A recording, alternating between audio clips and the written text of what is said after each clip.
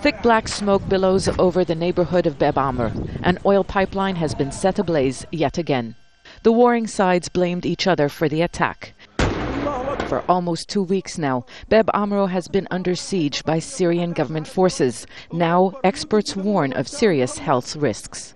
It's partly unburnt oil. It contains some very unpleasant carcinogens. There's the physical amount of soot in the smoke.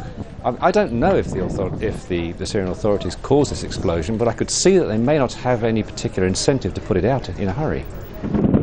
Many neighborhoods in Homs are rebel strongholds, and the armed opposition has been putting up resistance in the face of the government's ongoing crackdown. And while the fight for the city has still not been won by either side, the state is also continuing to crush dissent in other areas.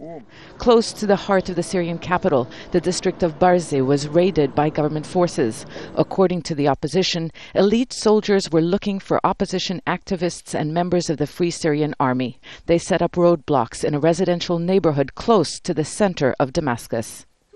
The 4th Armored Division and the Republican Guard began cordoning off areas and arresting civilians in the streets. They stopped people moving through the neighborhood.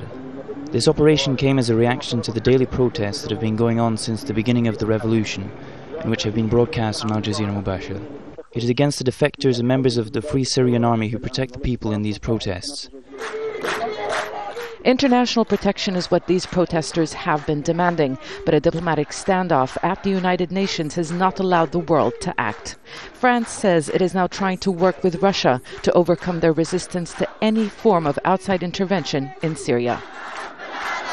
I think that the idea of humanitarian corridor that would allow the NGOs to reach the areas where the absolutely scandalous massacres are taking place needs to be pursued by the UN Security Council. What we are after is an end to the violence, not to encourage it. For the opposition, however, there is no turning back. They are unlikely to take part in a referendum the government plans to hold on a new constitution next week. It is not clear how the vote could be held at a time of unrest in many areas, and when opponents of the state no longer recognize its legitimacy. Zeina, Khodr, Al Jazeera.